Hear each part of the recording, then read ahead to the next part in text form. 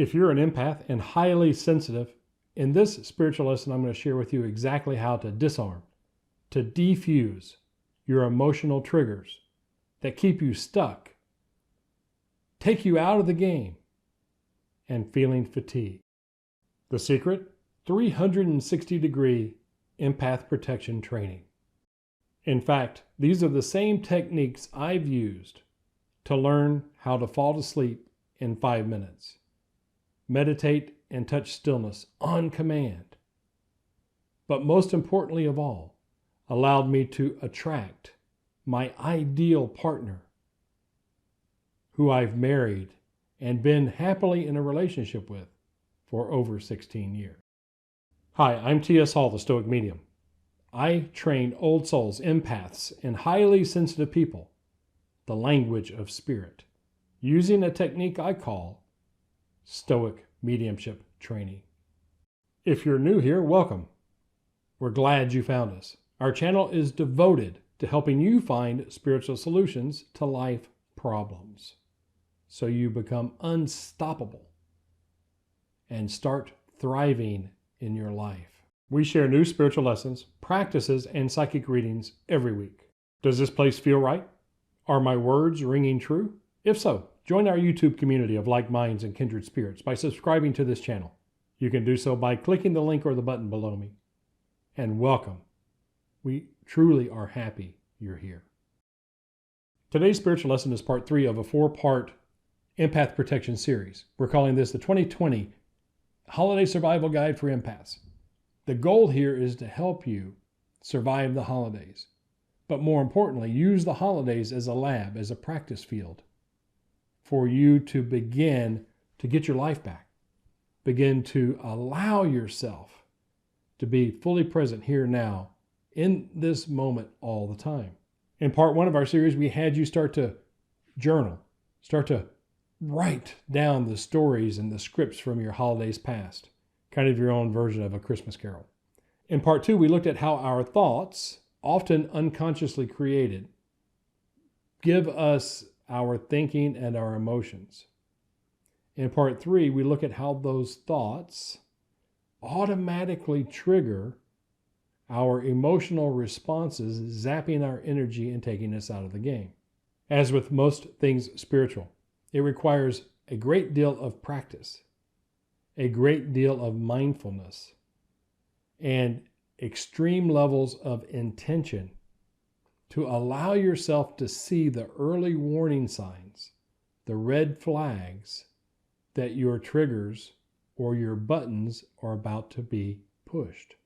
In part 3 of our Empath Protection Series, we use this week before Thanksgiving, game day if you will, where you're going to spend time with people who know exactly how to hit your buttons, how to push them, how to get under your skin.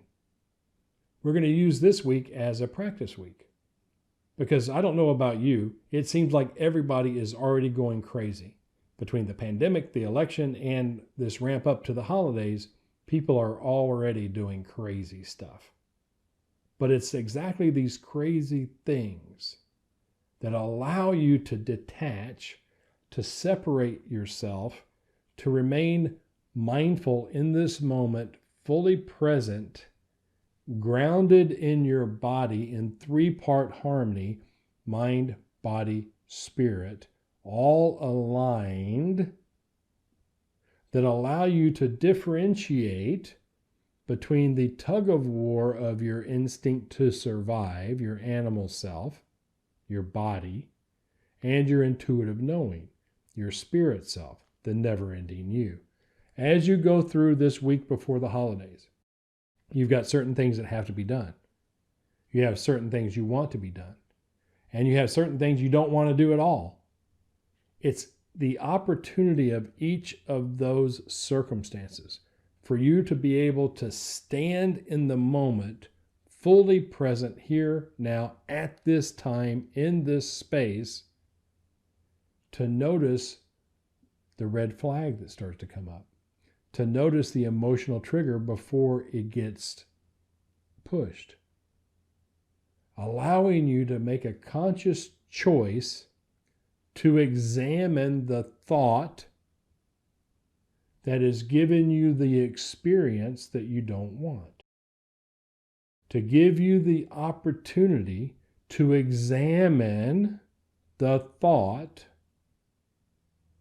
that is the source of the thinking and emotional responses that you are about to experience, to consciously recreate them in a more empowering, spiritually aware,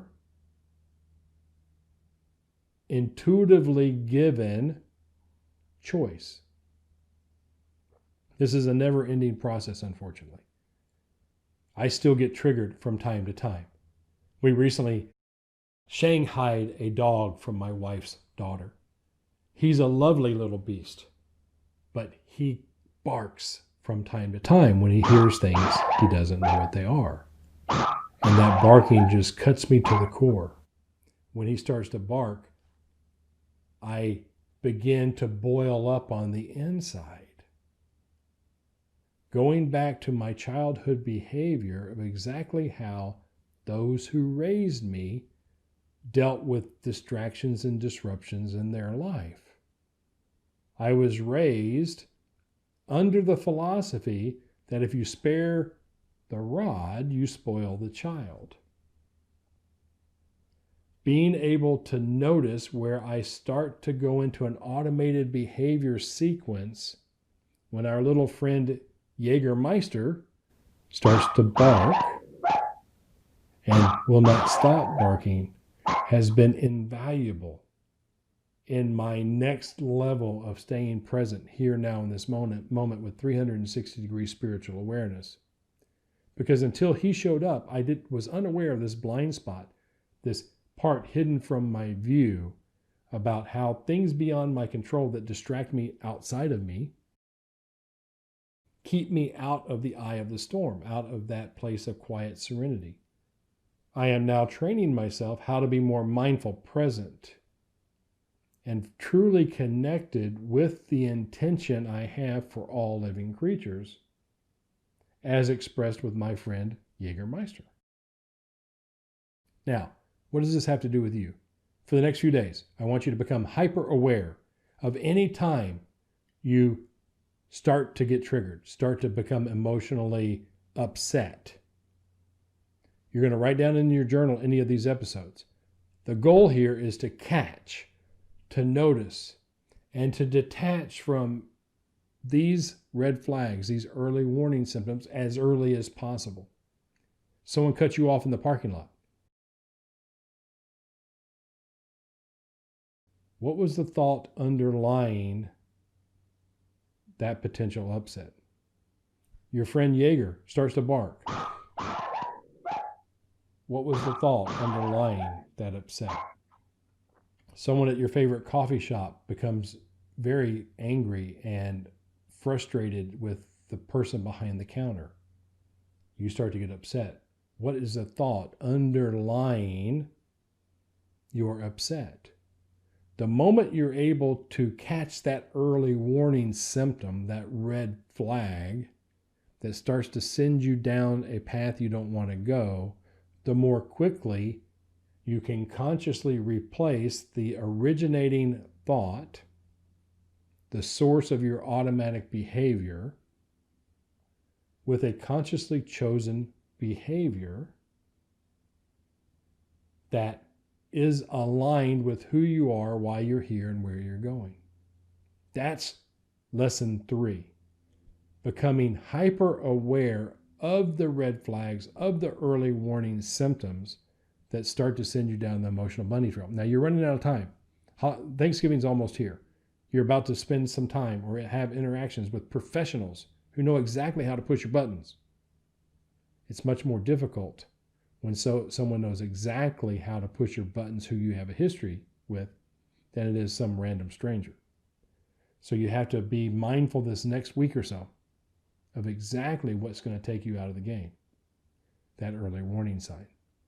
And next week, on game day, we'll have a very different experience of the holidays. And we'll share that with you in Lesson 4. Take a moment, share in the comments what life would be like if your biggest 2 or 3 triggers were no longer armed.